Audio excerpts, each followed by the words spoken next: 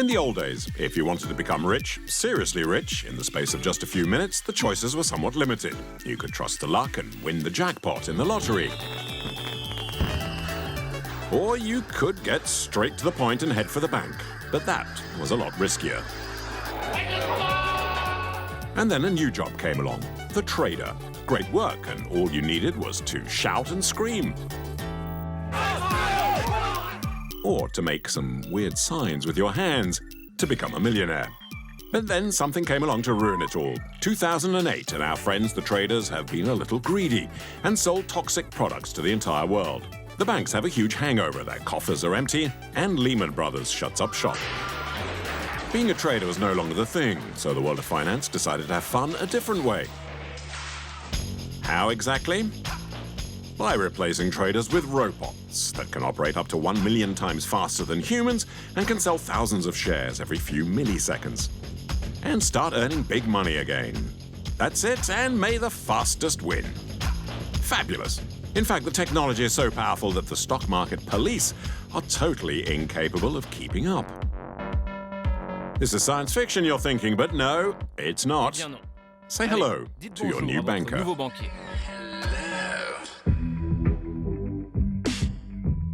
Why do you have driverless metros in Paris? Because it's safer. Computers tend to make less errors than humans. The trouble is that the robots clear the humans out of the trading floors. At a certain point, the humans lose control, and it can definitely be seen in the markets. Once the robots have been released, it can't see it's heading straight for a brick wall. You can't read anything about high-frequency trading or trading today without the word latency.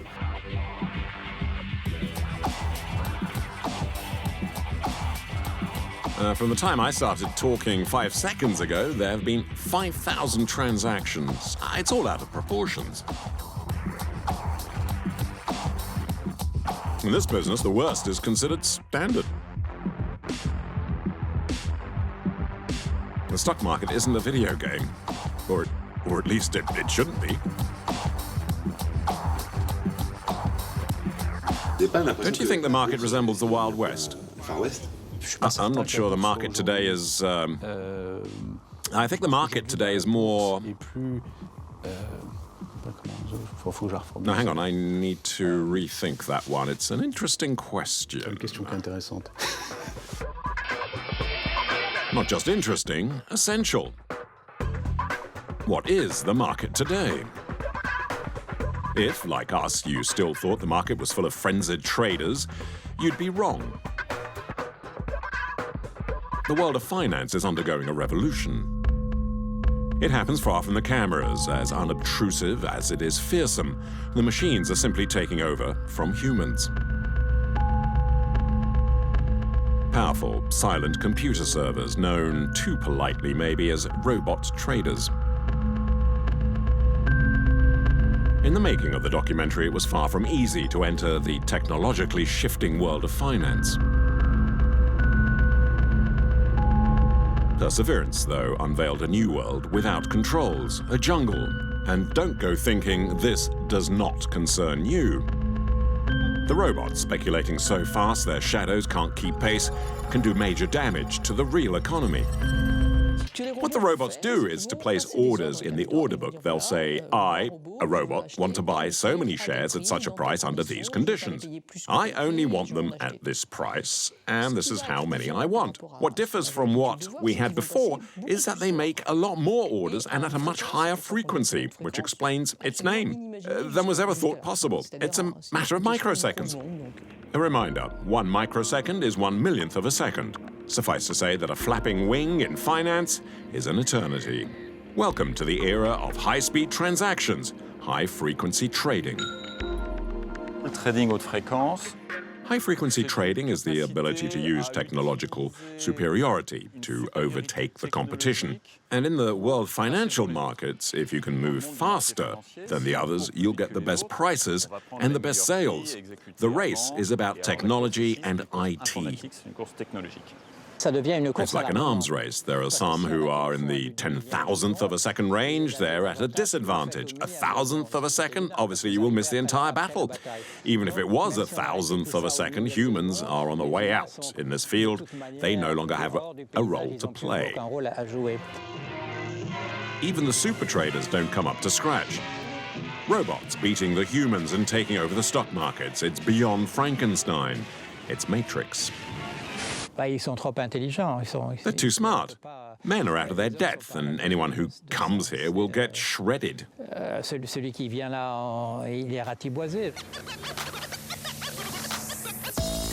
And most shredding takes place in the USA. In the United States, more than 2/3 of all trades are placed by standalone computers. On Wall Street, the high-frequency trading firms made €3,700,000 in profit last year, as much as an entire ministry's budget in a European government.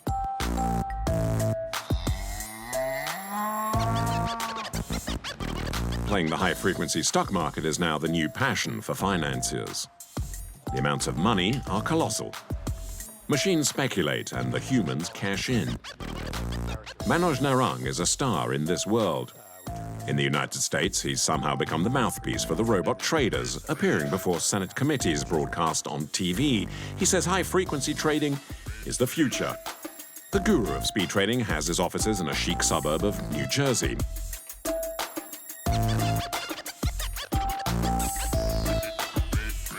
He agrees to be interviewed, but it's mainly to praise the virtues of robot trading.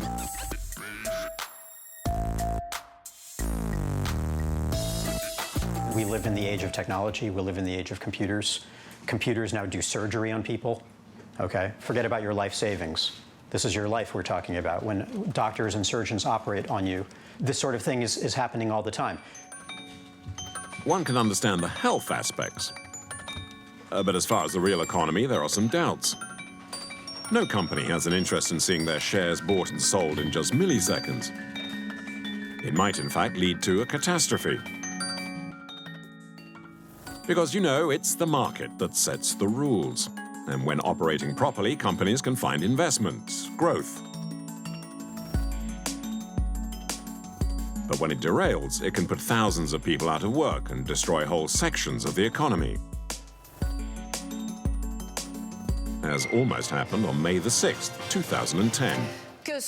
What is happening in the financial markets? It appears nothing can stop the speculation. This was the day that, for the first time in history, man lost control of the machines. Once again, markets are caught up in a spiral of nervousness after a disastrous session aggravated by possible trader error. At first, nobody understands what's happened, but Wall Street will never forget May the 6th, 2010. At precisely 2:42 p.m. and 44 seconds, Wall Street seems to come apart, but following a never-before-seen pattern and at a breakneck speed.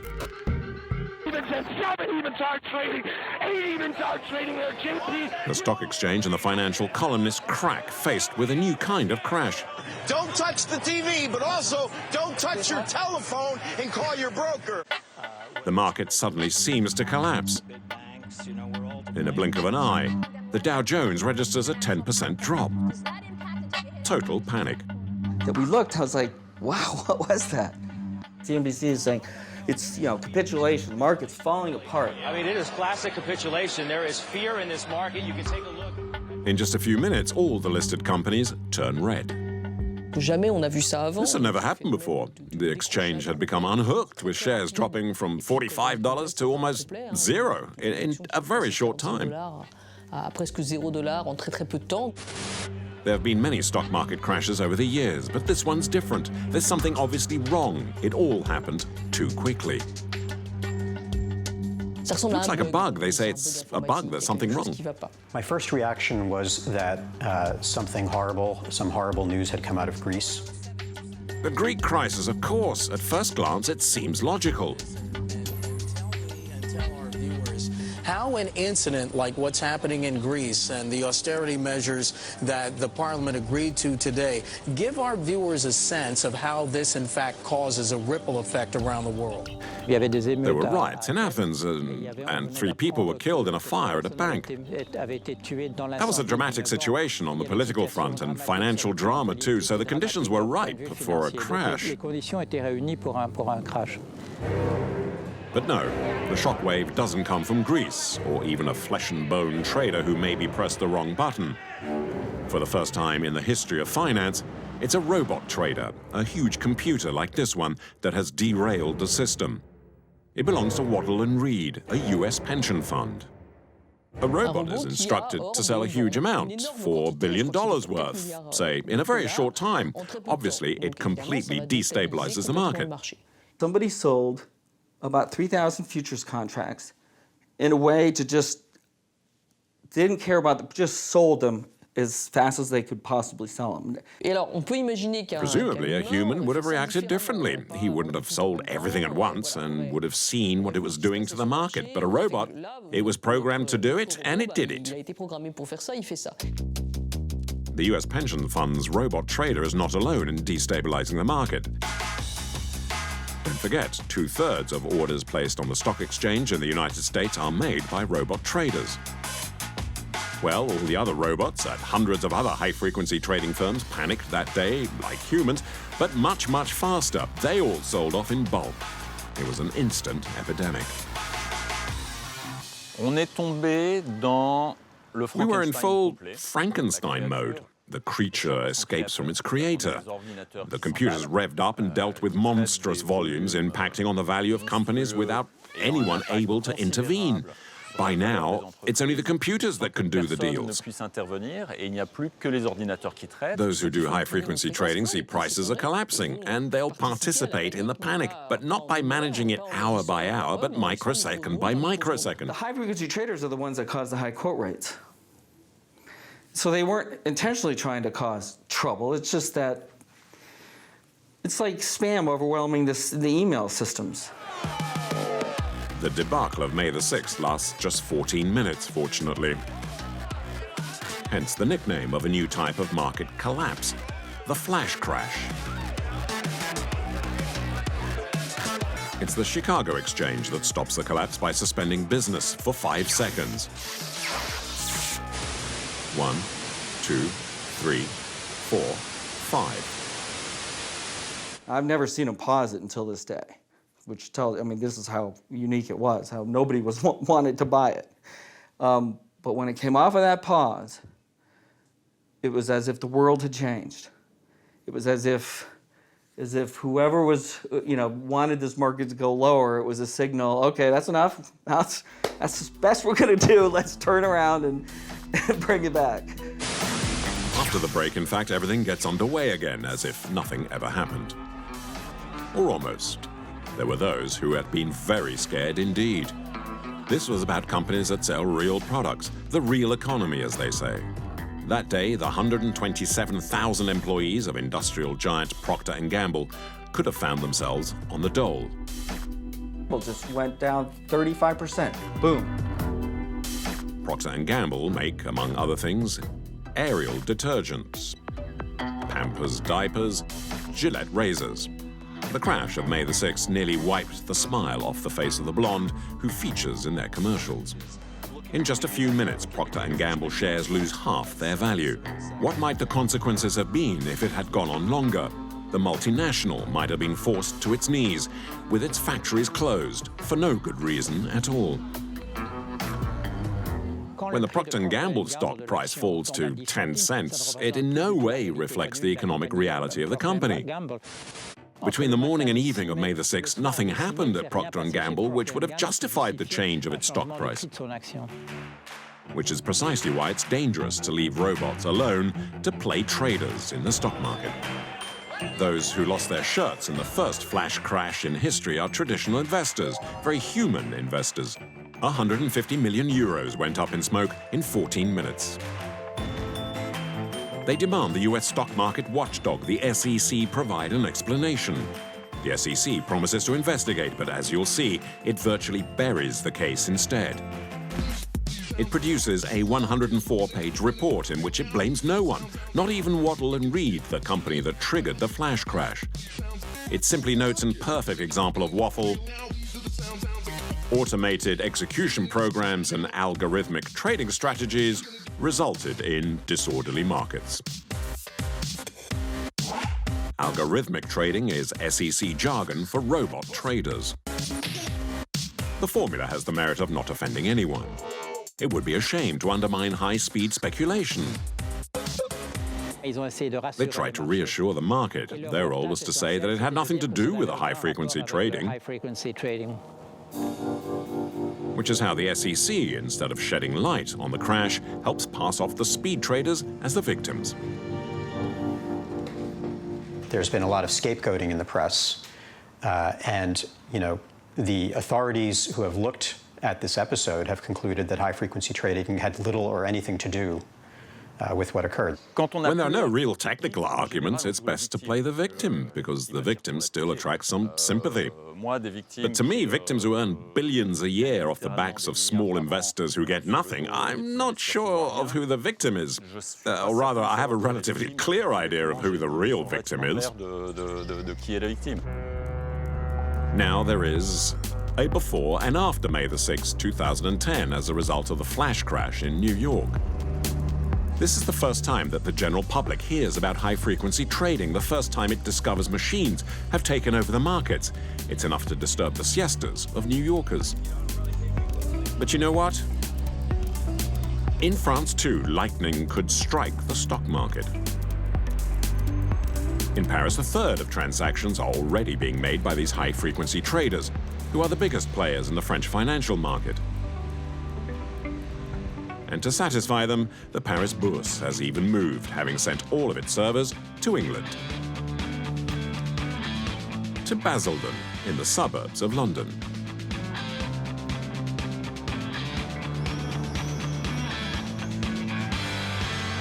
And this is what the new Paris Bourse looks like. A huge warehouse of 5,000 square meters, a sort of blockhouse. No sign of the entrance, but the site is under constant guard. As soon as we arrive, we're asked to leave.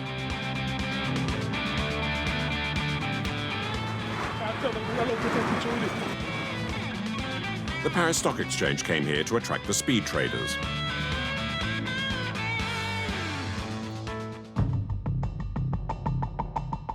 The Paris Bourse has relocated to London because its biggest customers, high-frequency traders, are almost all based in England. Geographical proximity is paramount. The closer one is to the financial nerve center, the faster transaction orders pass through digital cables. Don't forget, every millisecond counts. Time is money. Since 2010, the French Stock Exchange houses all its speed trading customers in its bunker. Each is connected to the central server via cable of the same distance to prove there's no favoritism. It's called co-location. But shh, it's a secret. Euronext, the company that manages the Paris Bourse, hates to talk about it. The more the investigation advances, the more we run into a brick wall of silence. The first time we asked for an interview with Euronext, we were told that we neither want to comment nor associate our image to your investigation. It's rare to get such a frank response. Still, we insisted, and they finally agreed to talk at their monitoring center in Paris. And right from the outset, they seem a little tense. And to make it clearer, don't hesitate to start over. The coach, the little voice in the background, is the press secretary. In general, one is enough, but here there are two. Not a good sign, that. Our interviewee is being controlled. Hello. Welcome to NYSE Euronext. Thank you. So first question, what does Euronext think of high-frequency traders? We deal in markets that are electronic and have been developed by... No, let's stop there. It would have been better to ask about what he thought of the chairs, the number of phones, or whether his ring is solid silver. Because high-frequency trading is obviously a bit tricky. We don't talk much about high-frequency trading.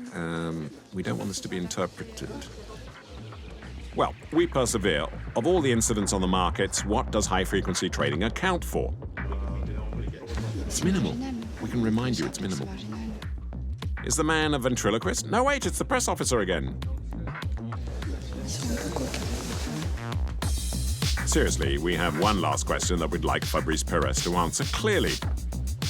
Could a flash crash happen here? A flash crash, such as the one in the United States, cannot happen here because we have set up circuit breakers, which are devices that allow you to stop the listing of a financial instrument in case of high volatility. That's a relief. Nothing serious can happen then. Cross my heart, safety procedures are draconian. And when the prices start yo-yoing, Euronext cuts the circuit and suspends the listing, no more volatility, and no crash flash. Sorry, but we have evidence of just the opposite. At any time, your savings invested in shares could disappear in a puff of smoke. That statement is from no less an organization than the AMF, the French Stock Market Authority.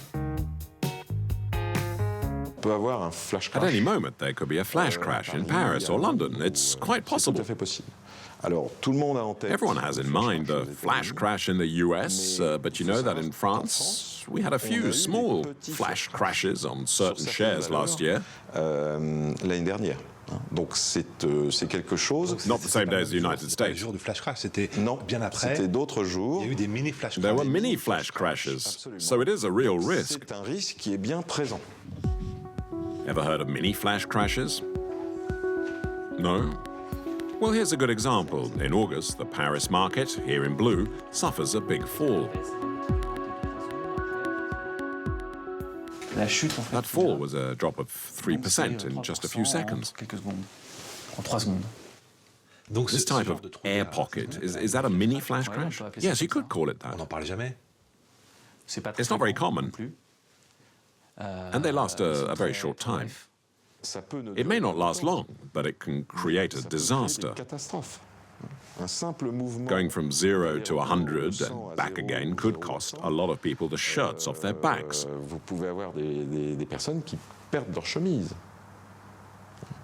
And you could also make improper profits. If we told investors that the market could drop from 100 to 0 in just a second, it wouldn't be very reassuring.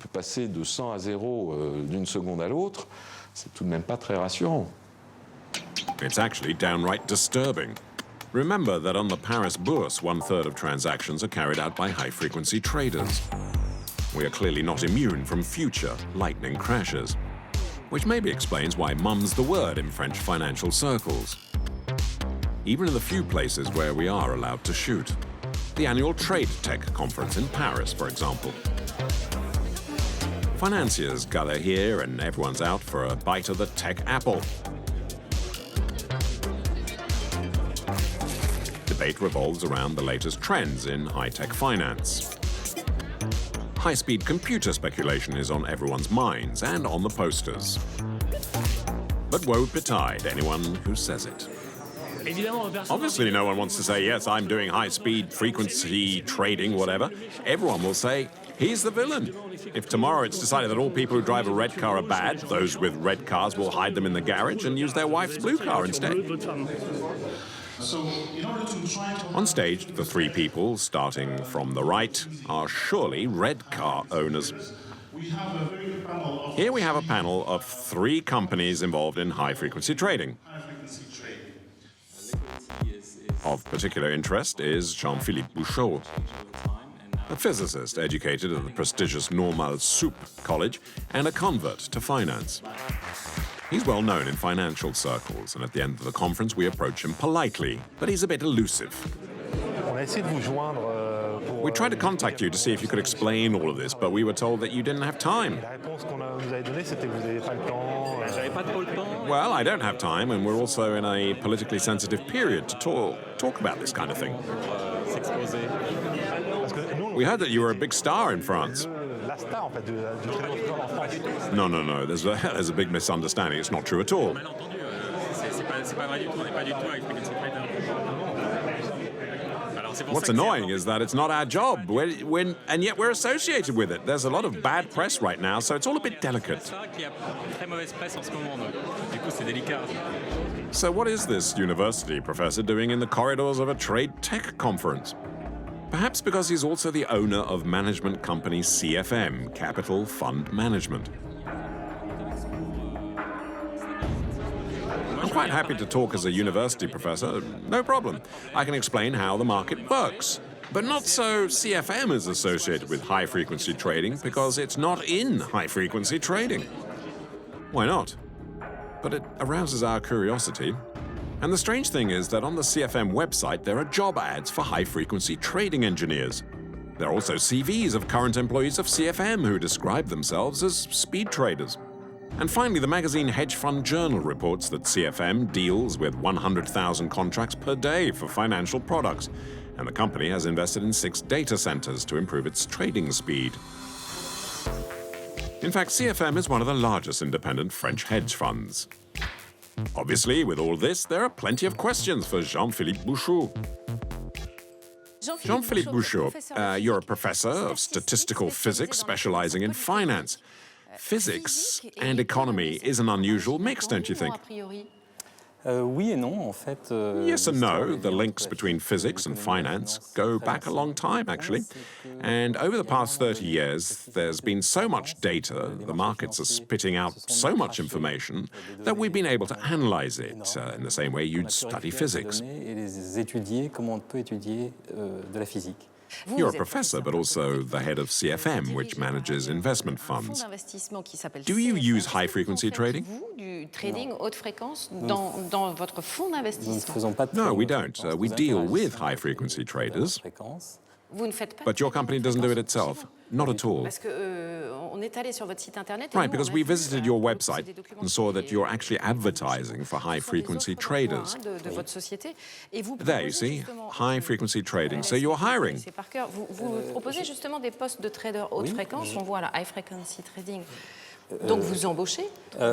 Without going into detail, these aren't high-frequency traders, but we interact with high-frequency traders to execute the orders we make, so we need to understand how it all works. But you're hiring them. No, we don't do high-frequency trading. In 2009, you claimed to carry out 100,000 transactions per day, which is 4,000 an hour, more than 1 a second. And now it's every microsecond. But that's not high-frequency trading. Again, we want, just to be clear, we don't do high-frequency trading.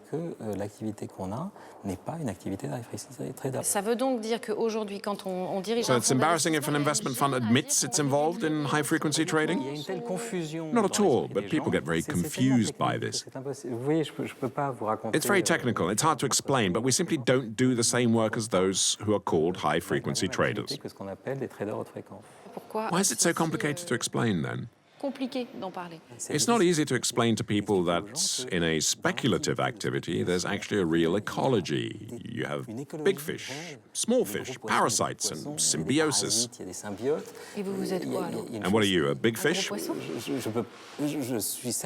I'm sure we are a big fish, but we don't lubricate the process. That's not our job.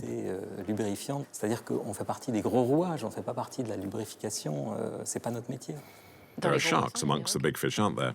There are sharks amongst the big fish. You can understand why people are scared when they're told that computers now make decisions on their own without humans. It's using a computer for what it does best, and humans for what they do best. An excellent computer can perform certain tasks that humans can't do well, and the computer can do better. So you're saying that high-frequency trading is a wonderful thing?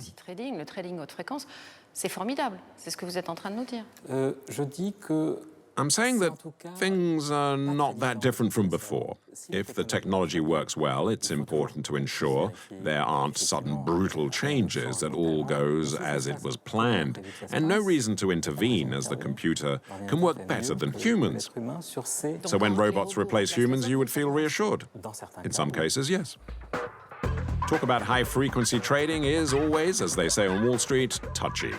In this highly competitive sector, algorithms are like gold, and the firms protect them obsessively. And what is an algorithm? Simply the sinews of the high-speed finance war. Without algorithms, the computers wouldn't know how to speculate. Paul Jorion is a finance specialist, but not as far as it comes to pets. An algorithm is a written instruction in the form of computer code in a programming language. These are orders that are given to the computer. Do this, do that, and so on. They're instructions. Instructions that look like this, lines and lines of computer code. The important thing is that these algorithms are used for robot traders to buy and sell on the stock market and to anticipate fluctuations. Extremely difficult to design, they are invaluable magic formulas, and they cost several million euros. Algos, as they're known, are the new lethal weapon of financiers. On Wall Street, they'd go to any length to get them, even theft. Witness Saturday, June the 13th, 2009, in New York. At the headquarters of Société Générale Bank, the surveillance cameras record a unique scene. A bank trader, Samarth Agrawal, is in the act of stealing.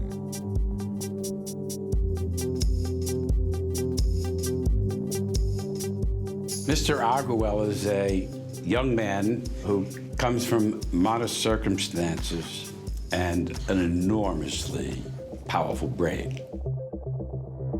Even a powerful brain can forget about the cameras. Agrawal worked for 2 years at Société Générale. He knows the company and is quite laid back about it all. And what's he doing in the office on the weekend? Ooh, not much really. Just stealing $8 million worth of algorithms from the bank. His lawyer, a leading light of the New York bar, who defended the Bonanno mafia family, is familiar with big money business. But even he has trouble defending his client. Sam printed out, and as he's printing out, he's using the printer that is in the trading room right in front of a camera. A few hours later, Agrawal leaves with his backpack full of valuable documents stolen from the bank. With them, he hopes to become rich. And for that, Samarth Agrawal arranges a meeting in Chinatown in New York. Tower Research and Investment Fund and rivals of Société Générale. Agrawal is here for an interview. He wants to haggle the algorithms that he stole. But he's unaware that the man who's interviewing him is recording the entire conversation. For this, I've made lots of notes, which legally I can share with you. I have a lot of things, actually, in print. Whatever I can ask, I'm asking, and writing it. Agrawal hopes to quadruple his salary, and it works. A few months later, Tower Research takes him on for $500,000 a year, plus bonuses.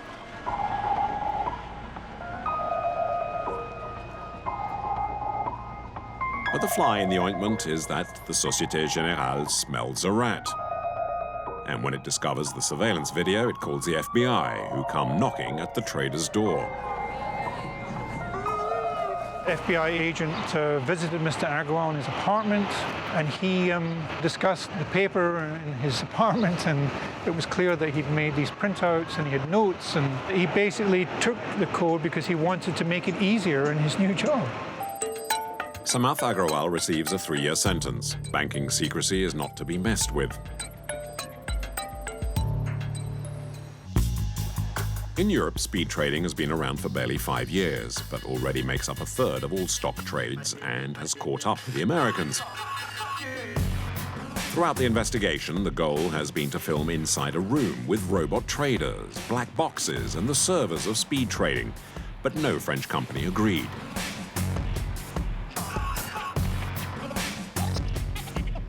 Salvation comes from the other side of the channel, in London.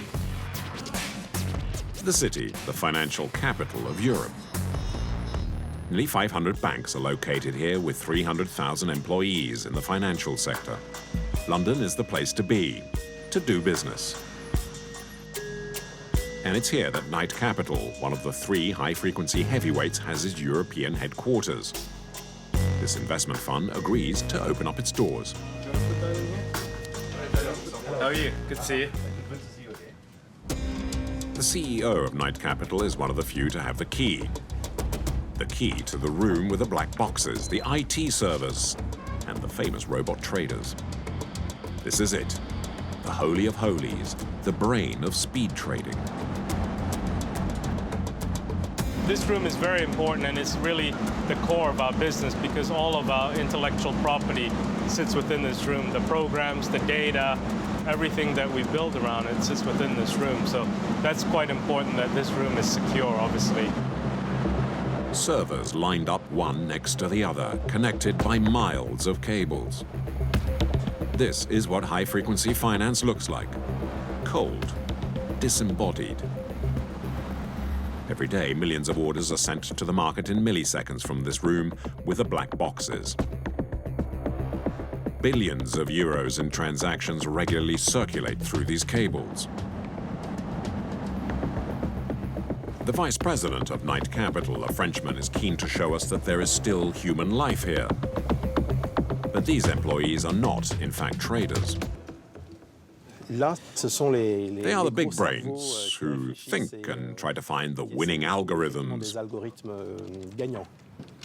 Algorithms, out of necessity, need to be constantly improved to maintain the performance of robot traders. Could you tell us on what your algorithm is based? Oh, one thing. I don't know. Sure. For example. Okay, fine. I have the perfect example. Buy low, sell high. That's a good one. Apple is a dark screen. Yeah. Is it very secret? It depends on what you're asking. I'm sure you know all the letters that appear on that screen. Okay, having fun, are we? But we haven't learnt much, really. We want to know how many algorithms a company is developing for its business. Can we say how many algorithms do we have here, or? No, just say that we have numerous strategies. No, sorry, we're not allowed to tell you how many different strategies we have. Don't forget, this is all very confidential. On est dans un domaine confidentiel. Okay, I think we understood that part. On ne peut pas se permettre. You can't have 50 people having access to this kind of algorithm. It was very expensive to develop and to pay the quantitative researchers. It's a homemade and winning formula and not available to just whoever. Look at Coca-Cola. The ingredients haven't even been patented to stop them from falling in the public domain. It's the same principle. The more questions we ask, the more our presence seems to upset them. If you don't feel confident to mention this kind of information... The staff have been briefed before the interview. We can't say more. To be honest, we can't say more. Okay, that's fine. Stop filming, please. Not the name of the strategy. We're not keen on that. I don't want them to tell us off for opening our doors too wide. Therefore, no answers. What can be said is that it's a very competitive field. But there is also a far less palatable reason. Speed trading has become a formidable fraud machine. This means of speculation inspires many crooks. Oddly enough, no one wants to talk about it on camera. But eventually someone is willing to be interviewed on condition of anonymity, of course. It's an employee of a high-frequency trading firm. For the first time, here are the secrets, as revealed by someone on the inside. And it's hardly reassuring. The meeting is recorded with a hidden camera. How are you?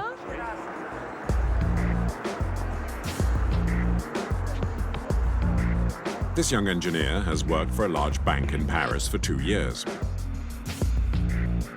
He develops algorithms for its servers.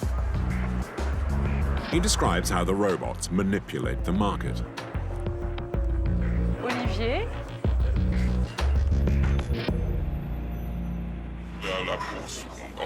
Well, the stock market at the moment is a battle between robots. A number of companies are sending a flood of high-frequency orders to saturate the computers in the stock market and slow the flow for all the other market participants so that they are the fastest, so that they can take advantage of the opportunities. A flood of orders to saturate the opponents. It's like driving. You want to get there before everyone else. And to hinder the others, you put one-way street signs or stoplights after you've passed through. The other cars slow down. You, however, go through to the finish line. In finance, it means sending millions of orders quickly to clog up cable traffic and slow down the other traders' computers. That's saturation. It's illegal, but there's also another fraud that's used, and that's jamming, which is to mislead investors. Jamming means sending ultra-high-speed data. It sends a command and then kills it within a millisecond. It's about hitting the bourse with orders that are rarely executed. So is jamming becoming a classic strategy in high-frequency trading? It's become that way over the past 2 years. It's now an ultra-classic method of high-frequency trading. It's playing dirty, aimed at misleading other traders and forcing them into making errors. Typical of the dirty strategies used in high-frequency trading. What's hard to believe is that the stock market police have so much difficulty in stopping them. They're simply too fast. Nevertheless, the regulators do what they can every day to stop the fraudsters. Oh yes, jamming. Here, for example, we had a succession at a rate of 1,000 messages per second. There, you see, every graduation is 5 milliseconds. 1,000 orders per second. Only computers can go so fast. Obviously, it's more difficult to detect than human traders. There it is, down a little there. This is impressive. Oh, it's difficult to understand. There's some prices that drop very low in the book. We may not be sure what they're talking about, but they seem on top of it. The trader expects a decline in the markets, but there are some aggressions expected in the log, which is really is worth a succession of disturbing impressions, actually. And we see it repeated, so it's not a coincidence of timing, say, that makes the algorithm react like that. It seems to be quite intentional. Jamming, aggression, footprint. This is no longer about finance, it's now a full-blown criminal investigation. The culprit, more often than not, is the robot. The variety of suspicious situations has increased in recent years with high-frequency trading, as high-frequency strategies can be used to perform manipulations that did not exist in the past when we were at normal speeds. Our informant confirms that nobody does without these fraudulent strategies. Without a strategy of manipulation, nobody makes money. Manipulation allows us to be competitive. As everyone does it, not to do so would be like running with a ball and chain. It's pointless. It's not worth sprinting if you're just going to attach weights to yourself.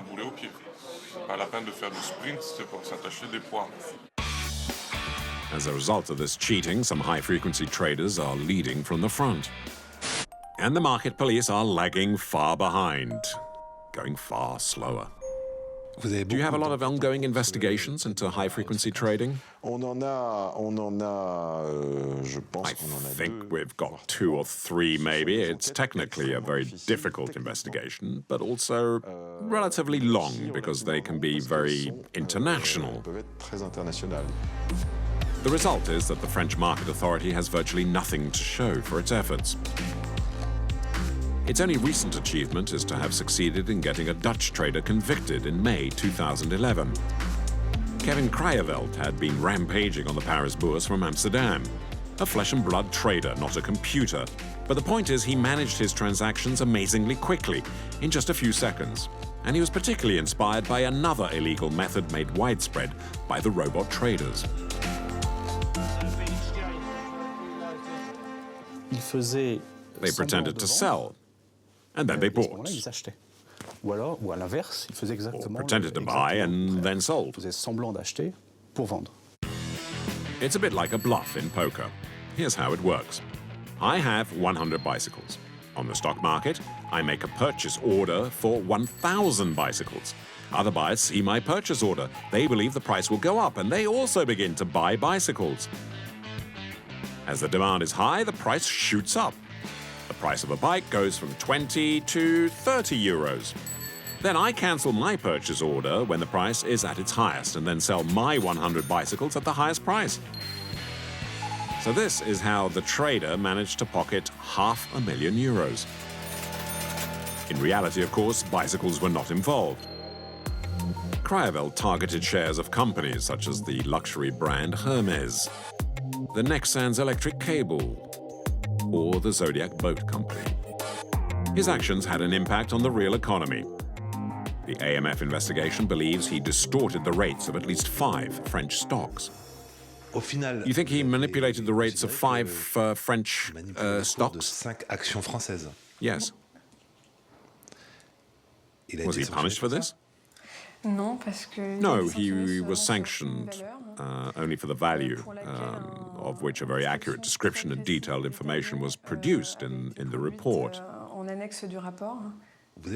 How long did you investigate this case? Well, given the delays related to international cooperation, it took 18 months. And in the end, he was sentenced to what? A €10,000 fine for a profit on the 5 analysed values of €585,000. He earns €585,000 illegally, and he was sentenced to a fine of €10,000? Yes. Not exactly much, is it? No, it's not, but on the other hand, the sanctions for price manipulation are quite recent. The techniques are complicated. Did you transfer the case to the Dutch Market Authority? Yes. What did they do? Not much, I think. Do you think Mr. Crayeveld is still playing the markets? Probably, yes. It's time to check and go to Amsterdam in the Netherlands. Here in the 17th century, the Dutch speculated on tulips. Today, they seem to be wholeheartedly throwing themselves into the stock market. The Dutch are at the forefront of high-speed trading. At least a dozen major fast trading firms flourish on the banks of the canals.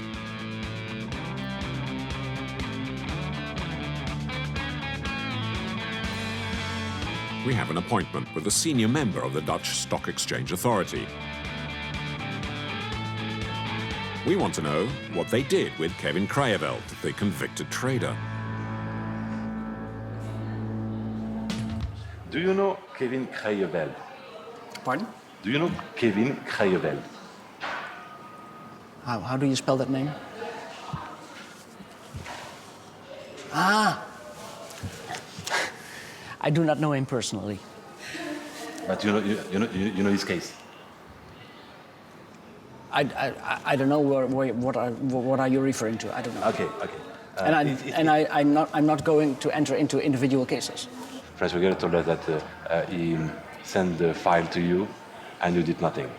I do not discuss any individual cases. And they are disappointed about that. But I do not comment on individual cases. All right. And that's all he will say on the matter. It'll be up to us to find the trader. We decide to go visit his trading room, bringing a hidden camera.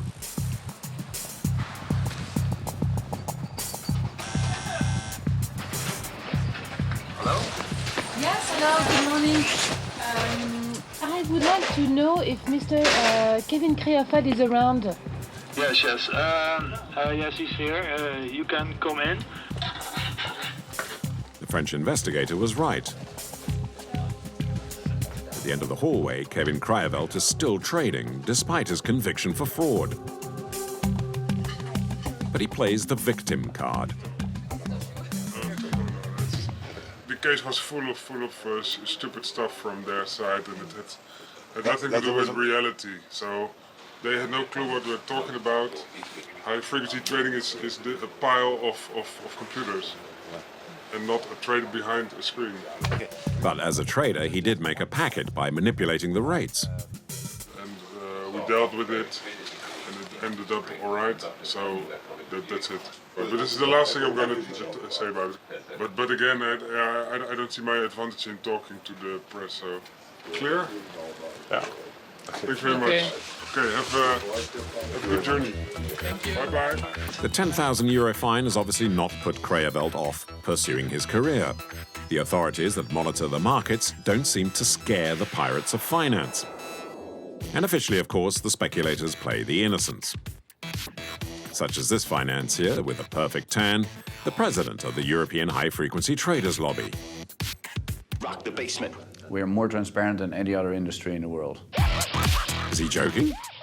Apparently not. There is no evidence whatsoever to suggest that high-frequency trading is subject to more market abuse than other activities in the financial industry. None whatsoever. No, there are no evidence. No. But maybe because it's very more difficult because it to is, investigate. No, everything we do is transparent. A regulator could come in and ask us for all our records, and they can see. So it's very easy for them to spot if we are abusing the market. And that's the official version. Now, how about the version without the hot air? The truth emerges when the camera is hidden.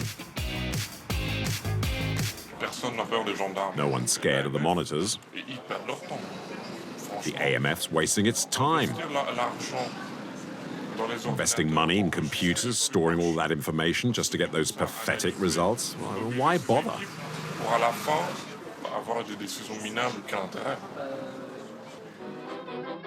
In other words, the cops will never catch up with the bad guys unless they use the same weapons.